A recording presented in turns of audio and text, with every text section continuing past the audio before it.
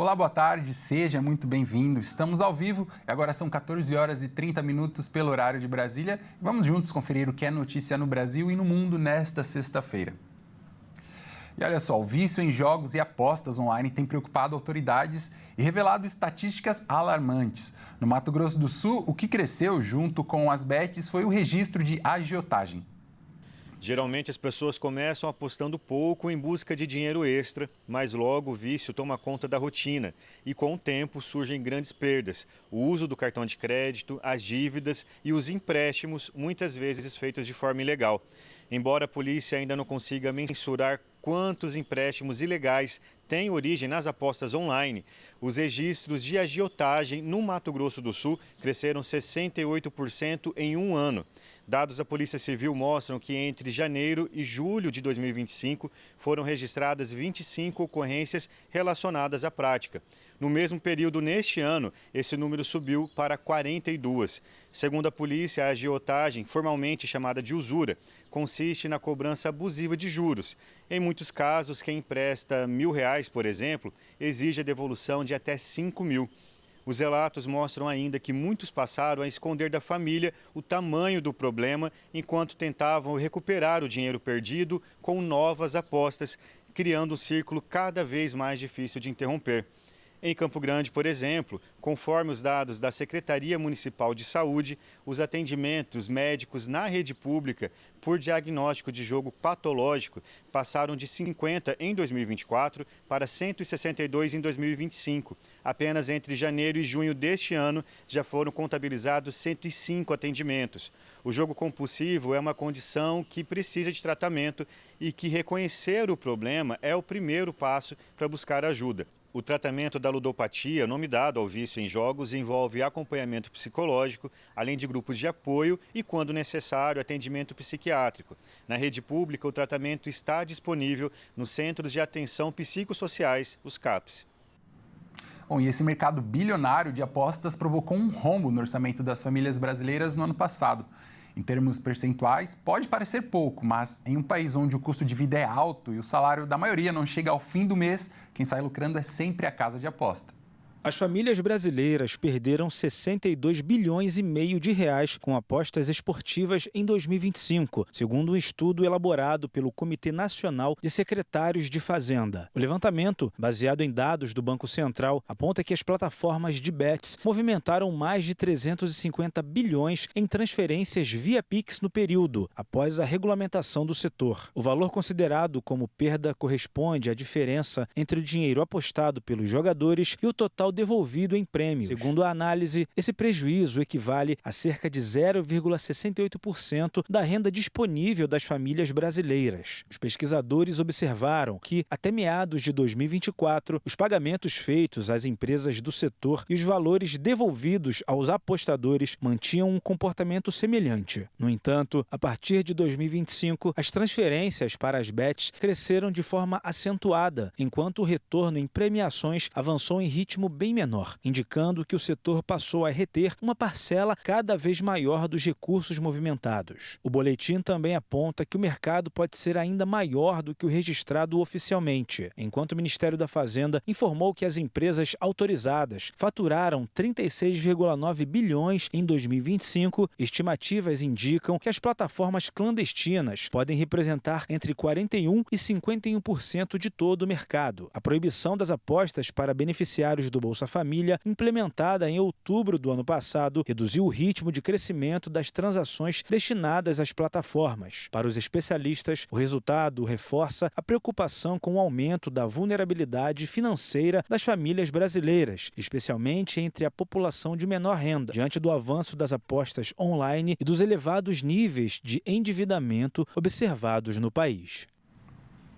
Bom, e na cidade do Rio, as autoridades registraram um aumento no número de roubo de cabos de energia e hidrômetros.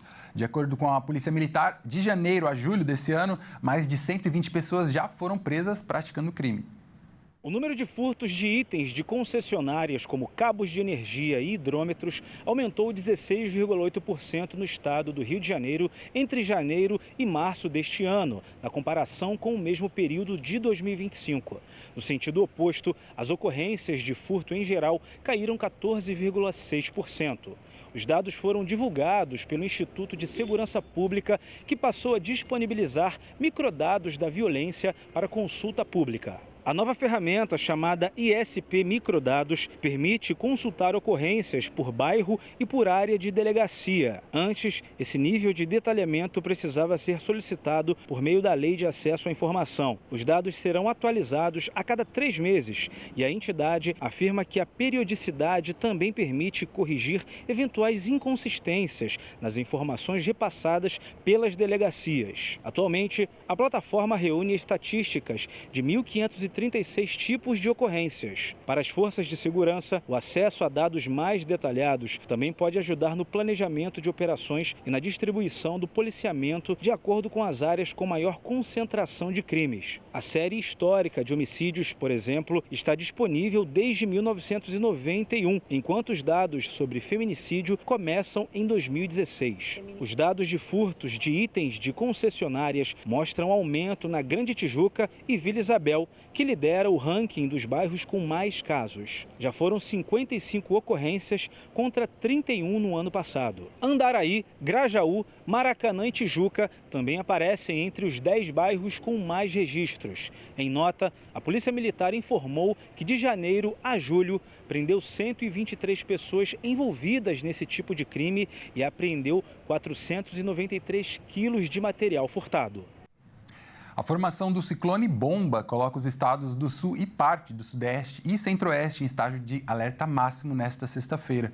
O Instituto Nacional de Meteorologia emitiu avisos de vendaval para áreas de 11 estados.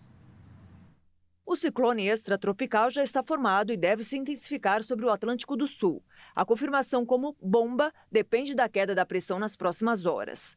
Os avisos de alertas atingem regiões do Rio Grande do Sul, Santa Catarina, Paraná, São Paulo, Rio de Janeiro, Espírito Santo, Minas Gerais, Goiás, Mato Grosso do Sul e Bahia. Nesta sexta-feira, o maior risco de ventania está concentrado no Sudeste, com rajadas de ventos que podem chegar a 110 km por hora em áreas do litoral e do leste de São Paulo e no sul do Rio de Janeiro.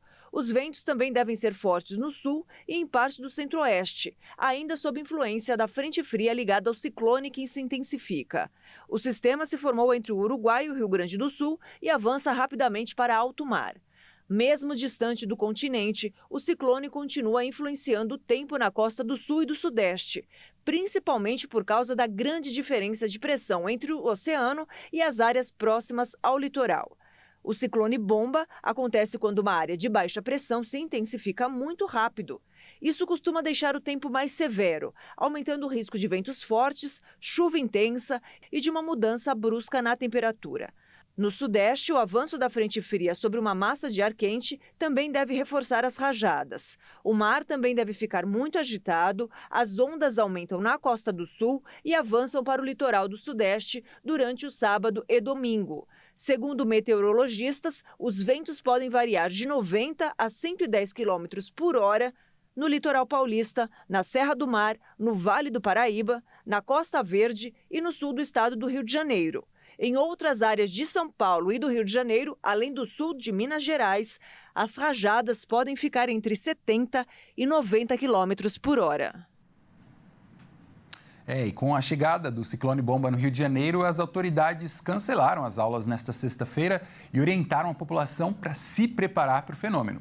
As aulas das redes estadual e municipal do Rio de Janeiro foram suspensas nesta sexta-feira por causa da previsão de ventos fortes. A medida também vale para as unidades da FAETEC. A decisão foi tomada diante da possibilidade de rajadas intensas em diferentes regiões do estado. Na capital, a prefeitura anunciou a suspensão das aulas após a previsão de rajadas acima de 90 km por hora na região metropolitana. Nas regiões Serrana, Costa Verde e Sul Fluminense, os ventos podem passar dos 110. No noroeste, as rajadas podem chegar a 70 km por hora. O Rio entrou em estágio 2 de alerta às 7h05 da noite da última quinta-feira. Esse nível indica risco de ocorrências de alto impacto, mesmo sem registro de eventos graves no momento da mudança. A estimativa de vento forte é resultado da combinação de uma frente fria com um ciclone extratropical formado sobre o Oceano Atlântico. O Instituto Nacional de Meteorologia também emitiu alertas para o estado. Há aviso laranja para ventos costeiros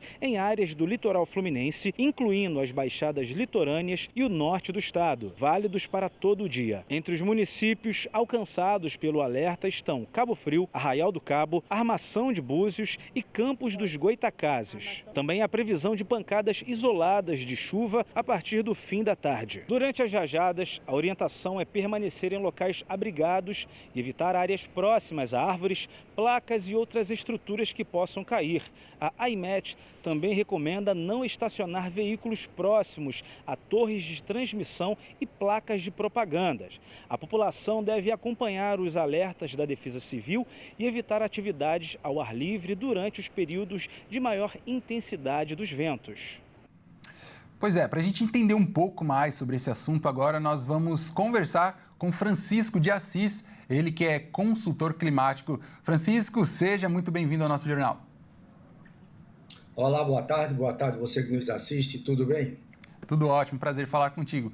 Francisco, eu queria começar perguntando para você o que é, de fato, um ciclone bomba, né?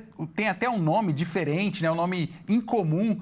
E qual a diferença desse ciclone bomba para um tornado, furacão ou um ciclone extratropical, que são fenômenos que nós já conhecemos, temos um pouco mais de conhecimento sobre isso, por favor. Esse ciclone é um ciclone extratropical. O problema é que os ciclones extratropicais eles estão vindo mais intenso e aí, dependendo da intensidade, né, ficando mais forte, com um maior abaixamento de pressão, faz com que haja o aumento da velocidade do vento, né? Mas é um ciclone extratropical, deram o nome de ciclone bomba porque está um ciclone mais intenso, né? Outros ciclones também têm sido de maneira intensa, assim, no Rio Grande do Sul. Todos os anos ocorrem muitos ciclones no Rio Grande do Sul, ciclones extratropicais, não intensos assim como esse, né? Mas nos últimos anos, esses ciclones extratropicais eles têm sido de maneira mais intensa, né? Com ventos maiores aí, chegando de 100 km por hora, passando até de 100 km por hora, como hoje, esse agora, né? Ontem o vento chegou a 107 km por hora em algumas áreas do Rio Grande do Sul. No momento agora esse ciclone está lá no oceano, né? Esse ciclone extratropical ele é formado devido ao encontro ao ar quente, a massa de ar quente, chega uma massa de ar frio e começa a haver um abaixamento de pressão. Quanto maior a pressão atmosférica vai ficando mais intenso, né? Menor volume menor intensidade da pressão atmosférica, maior a intensidade do ciclone, né? Os ventos dele vão aumentando de acordo com a intensidade da pressão atmosférica. Hoje o ciclone agora, no momento agora, ele já está no oceano, né? Já não deve ter mais ventos fortes para o Rio Grande do Sul, apenas na costa litoral do Rio Grande do Sul, que os ventos devem se comportar na faixa de 60 km por hora. O centro dele está no oceano, lá no Oceano Atlântico, ali, próximo à costa do Rio Grande do Sul, e a borda dele é que está chegando um pouco ali no litoral do Rio de Janeiro e litoral de São Paulo. Então, a frente fria já chegou no Rio de Janeiro, também já chegou São Paulo, né? Causando também ventos fortes aí na faixa de 70 km por hora, 75 km por hora, como ocorreu em algumas áreas hoje do Rio de Janeiro, né? Não deve aumentar mais o vento mais do que isso, porque a frente fria já chegou e não aumenta mais o vento. O vento ainda deve ter ventos aí na faixa de 60 a 70 km por hora, devido aí à borda do ciclone chegando ali próximo o litoral do Rio de Janeiro e no litoral de São Paulo. Volta a você aí. Perfeito, Francisco. Bom, então o que a gente pode esperar é que o tempo ele melhore nos próximos dias, ou a gente pode ainda aguardar que esse fim de semana deva ser de tempo mais fechado, com ventos ainda que podem prejudicar a população? Aí vai ter tempo ainda fechado somente com a condição de chuva, né? Chuvas, não é chuva intensa, chuva dentro das condições normais, de 10, 20 milímetros, pegando Rio de Janeiro, litoral de São Paulo e a Grande São Paulo também. Não é chuva intensa e para amanhã também não deve ter mais ventos fortes. Os ventos, a condição do vento forte era só hoje com a chegada da frente fria, né?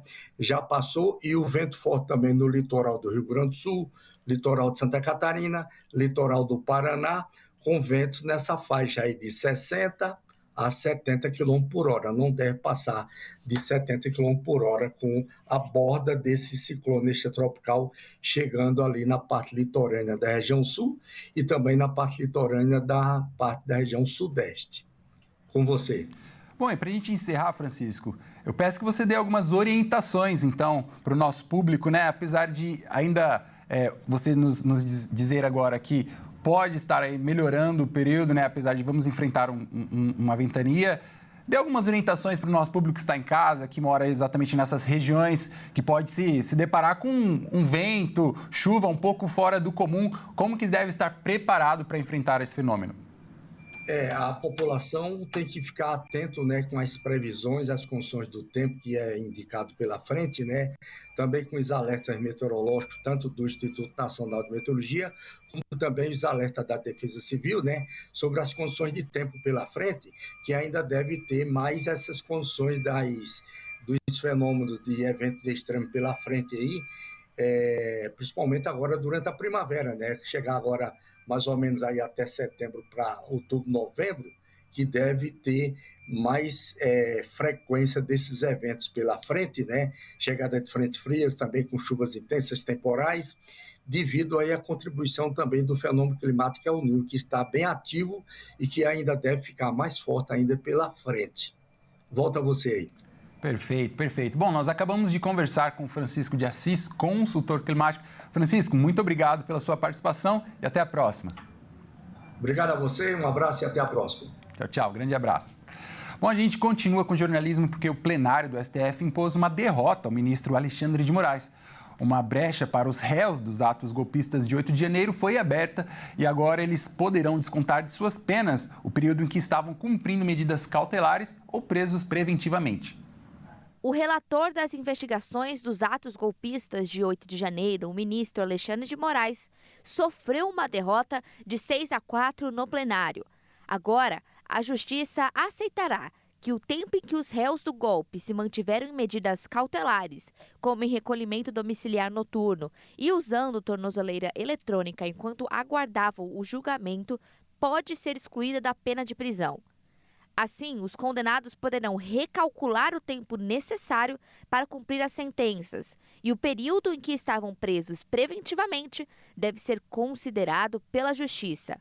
O caso específico envolve Simone Macedo, presa em 9 de janeiro de 2023, protestando contra a vitória do atual presidente Lula nas eleições de 2022.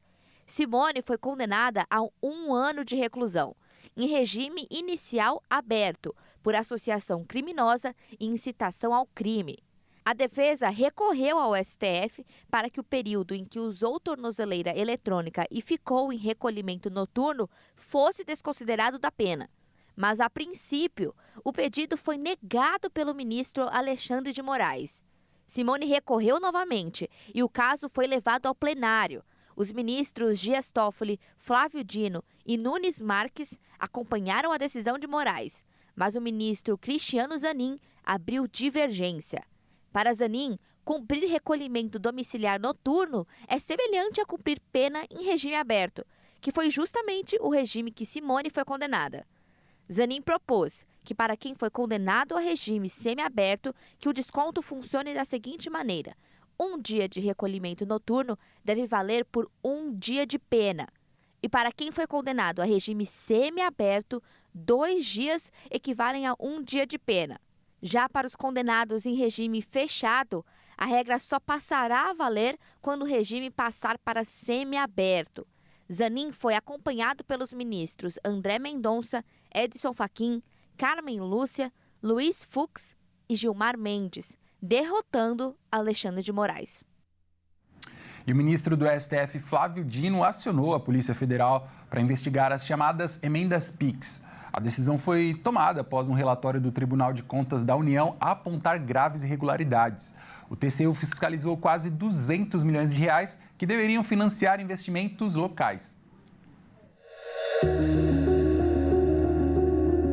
O ministro Flávio Dino determinou que a Polícia Federal analise a existência de indícios de crimes na execução das emendas PIX de transferências especiais. A decisão foi tomada após um relatório técnico do Tribunal de Contas da União, enviado ao STF no dia 31 de julho, a apontar irregularidades consideradas graves. Na decisão, Dino destacou que, apesar das medidas anteriores para aumentar a transparência, os dados atuais revelaram a persistência de um estado de inconstitucionalidade. O veredito cita que o plano especial da auditoria do TCU fiscalizou 100 transferências especiais destinadas a 74 entes federados entre 2020 e 2024, o que totaliza um montante de quase 200 milhões de reais em recursos fiscalizados. O relatório também apontou fragilidades na plataforma transferegov.br, que permitiria a aceitação de informações genéricas e a alteração irrestrita de metas nos planos de trabalho.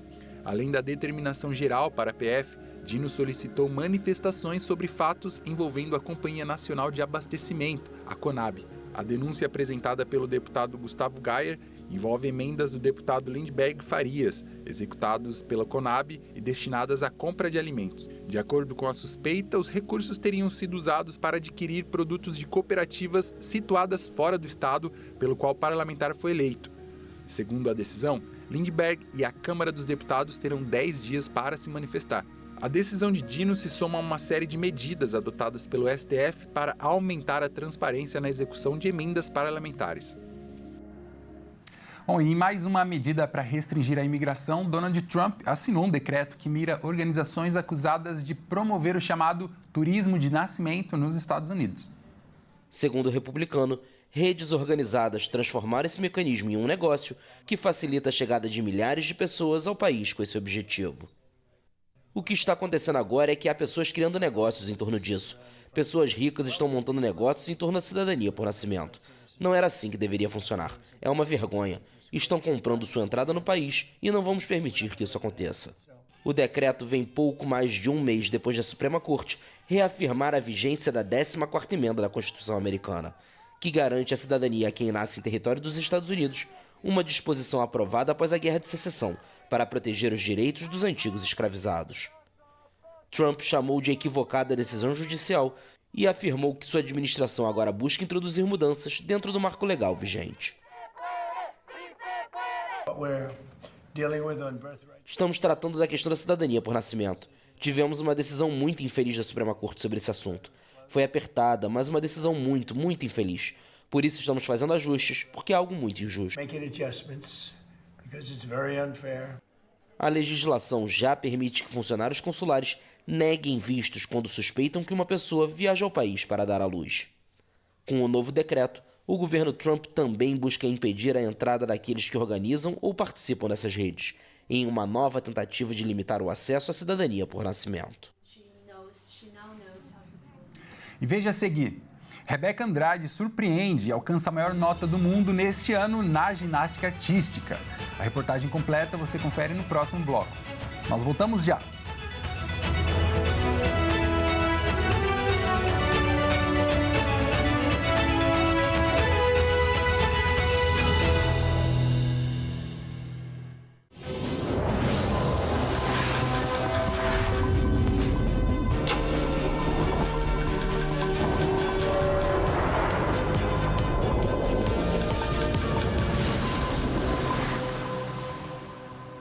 Olá, nós estamos de volta. Seja bem-vindo mais uma vez. E olha só, o avanço da ebola volta a preocupar as autoridades de saúde. No Congo, especialistas alertam que o surto pode ser muito maior do que indicam os dados oficiais. Vamos ver. A República do Congo tem enfrentado uma epidemia desenfreada de ebola, considerada a segunda maior do mundo e de propagação mais rápida. O Instituto de Saúde Pública do país da África Central informou, em seu relatório mais recente, que o número total de infecções chegou a 4.053, incluindo 1.850 mortes.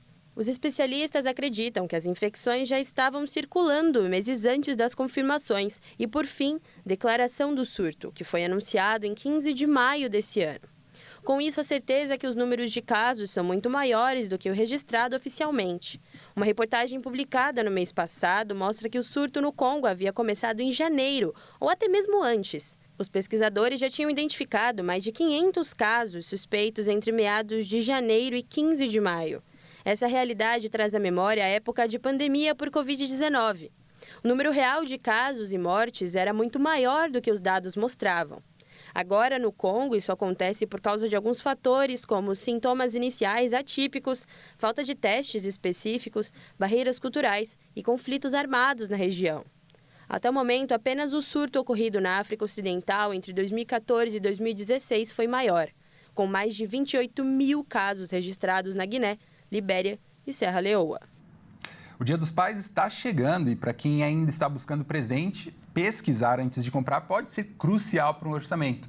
O levantamento do Procon encontrou o mesmo produto com diferença no preço de até 3 vezes mais, mostrando que comparar ofertas pode render uma boa economia.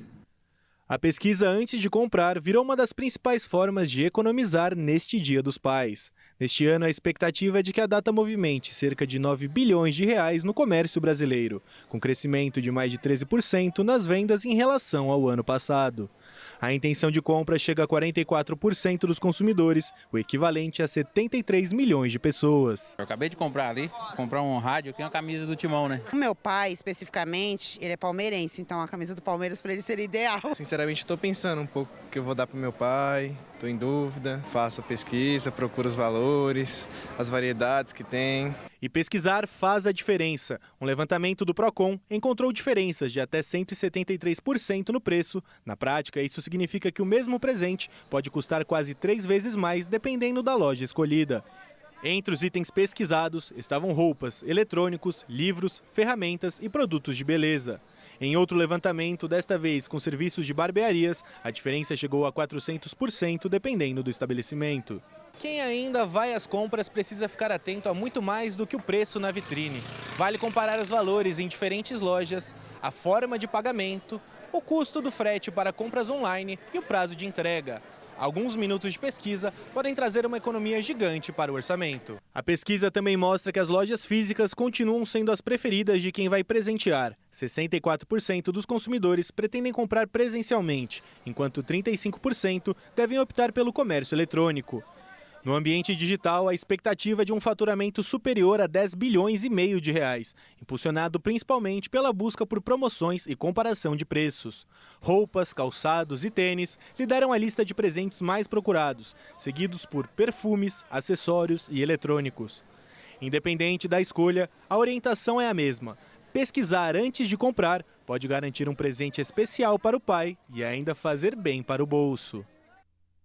Pois é, por falar em presente do Dia dos Pais, em meio a tantas opções, o nosso repórter Kleber Werneck tem uma dica bem legal para você que ainda está com dúvida. Veja só. Eu nem sou pai, mas olha aí, já ganhei meu presente do Dia dos Pais. Olha só esse topete, olha só esse cavanhaque.